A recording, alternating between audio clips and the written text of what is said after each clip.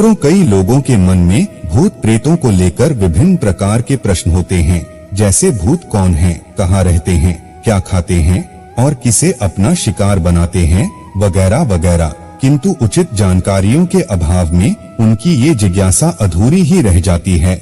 लेकिन आज हम आपको गरुड़ पुराण तथा अन्य माध्यमों से ली गई जानकारियों के आधार पर भूतों से संबंधित कुछ ऐसी जानकारियां प्रदान करेंगे जिन्हें जानकर आप हैरान रह जाएंगे।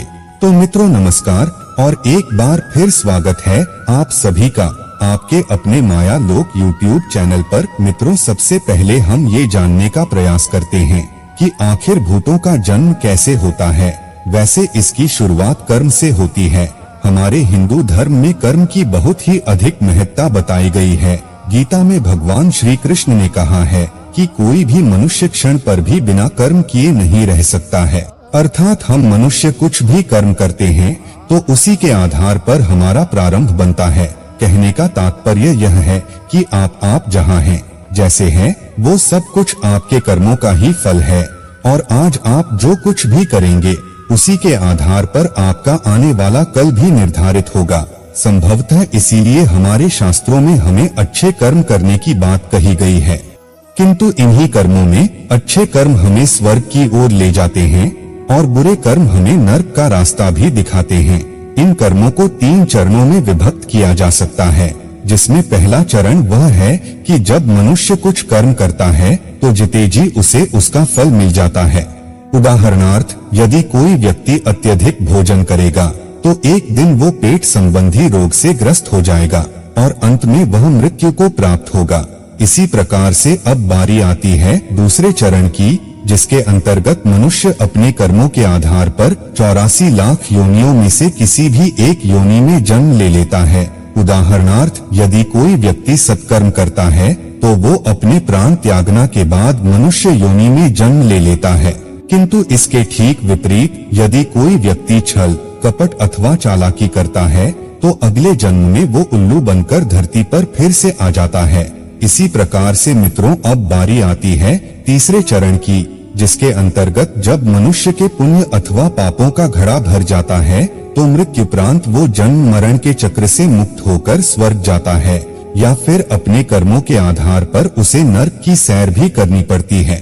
वैसे गरुड़ पुराण में 36 प्रकार के नरकों का विस्तार पूर्वक वर्णन किया गया है, जिसमें पापी जीव को कठोर से कठोर यातनाएं दी जाती है। उदाहरणार्थ, यदि कोई व्यक्ति जीते जी चोरी करता है तो मृत्युपरांत उसके सूक्ष्म शरीर को अमरीश नामक नरक की अग्नि में अनंत कालों तक जलाया जाता है। और इस प्रकार से मित्रों, किसी भी मनुष्य को अपने कर्मों के आधार पर ये 3 प्रकार के फल भोगने पड़ते हैं, जिन्हें शास्त्रों में गति कहा जाता है। अर्थात जो मनुष्य जैसा कर्म करेगा वैसी ही उसकी गति होगी। किंतु कई बार कुछ लोग भूख, प्यास, राग, द्वेष, वासना आदि अनेक इच्छाओं अथवा अकाल मृत्यु को प्राप्त हो जाते हैं, जिन्हें ना तो 84 लाख योनियों में अगला जन्म मिलता है और ना ही वे स्वर्ग अथवा नरक जा पाते हैं। कहने का तात्पर्य ये है कि ऐसे मनुष्य मरने के बाद भूत अथवा प्रेत बनकर इसी धरती पर फंसे रहते हैं।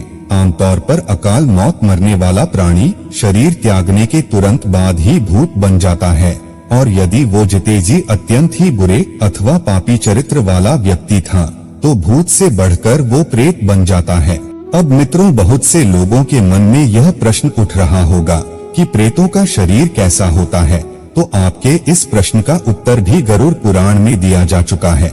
इसमें बताया गया है, इस संसार में उपस्थित प्रत्येक प्राणी के 2 शरीर होते हैं, जिनमें पहला शरीर स्थूल शरीर कहलाता है, जो हमें दिखाई देता है और इसी से हम समस्त प्रकार की गतिविधियां करते हैं। इसी प्रकार से जो हमारा दूसरा शरीर होता है उसे सूक्ष्म शरीर कहा जाता है, जो खुली आंखों से दिखाई नहीं देता है। मित्रों, जब किसी की मृत्यु होती है तो उसका स्थूल शरीर नष्ट हो जाता है, किंतु तब भी उसका सूक्ष्म शरीर जीवित रहता है, जो धुंध और वायु से बना होता है।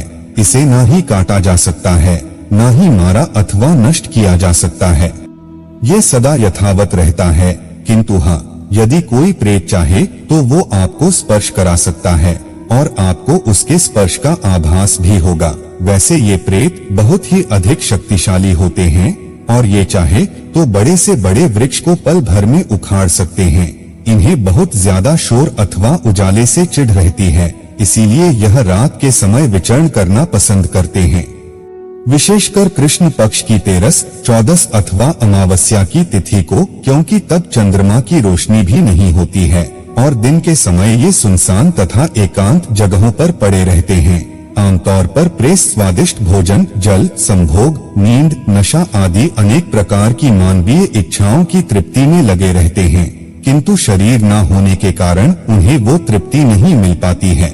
संभवतः इसीलिए ऐसे मनुष्य की तलाश करते हैं जो इन्हें इनकी इच्छाओं की तृप्ति करा सके। विशेषकर ये किसी ऐसे मनुष्य को खोजते हैं जो संकल्पहीन तथा भोगी प्रवृत्ति का होता है और दिन रात बस अपनी इंद्रियों की तृप्तियों में लगा रहता है। फिर ये उक्त व्यक्ति के शरीर में रहकर उसे वो सब करने के लिए प्रेरित करते हैं जो ये करना चाहते हैं, और उक्त व्यक्ति को ये पता ही नहीं चलता है कि वो किसी प्रेतात्मा का शिकार हो चुका है। किंतु मित्रों, ये हर किसी को अपनी चपेट में नहीं ले सकते हैं। जो व्यक्ति धर्म, कर्म, गुरु की सेवा अथवा कर्मठता में विश्वास रखता है, यह उसके आसपास भी नहीं फटकते हैं। इसलिए मित्रों, किसी भी मनुष्य के मन में, चाहे वो किसी भी धर्म का अनुयायी हो, उसके मन में ईश्वर के प्रति श्रद्धा और विश्वास होना जरूरी है। परंतु फिर भी यदि कोई व्यक्ति भूत बाधा से ग्रस्त हो जाता है तो फिर उसे विभिन्न प्रकार के झाड़ फूंक अथवा तंत्र क्रिया द्वारा अथवा मंदिर और दरगाहों पर ले जाया जाता है ताकि वो इन सब झंझटों से छुटकारा पा सके। वैसे मित्रों, आपको बता दें कि बहुत से लोग इन भूत प्रेत की बातों पर विश्वास नहीं करते हैं। दरअसल ऐसा इसलिए है क्योंकि विज्ञान किसी भी प्रकार की भूत प्रेत के अस्तित्व को स्वीकार नहीं करता है। यहाँ तक कि विज्ञान अब से कुछ साल पहले आत्मा के अस्तित्व को भी नहीं स्वीकार करता था, किंतु अब जो खोजें हुई हैं, उसके आधार पर विज्ञान आत्मा के अस्तित्व को स्वीकार करने लगा है। हालांकि वर्तमान में से कोई उपकरण नहीं है जिनकी सहायता से भूतों की स्थिति को दर्शाया जा सके, किंतु धर्म और अध्यात्म विज्ञान से कई गुना आगे है और वो इन सब बातों पर विश्वास करता है। अब ये आप पर निर्भर करता है कि आप किसकी बात से सहमत होते हैं। और इसी के साथ हमारी ये जानकारी भी यही समाप्त होती है। आशा करते हैं ये आपको अच्छी लगी होगी।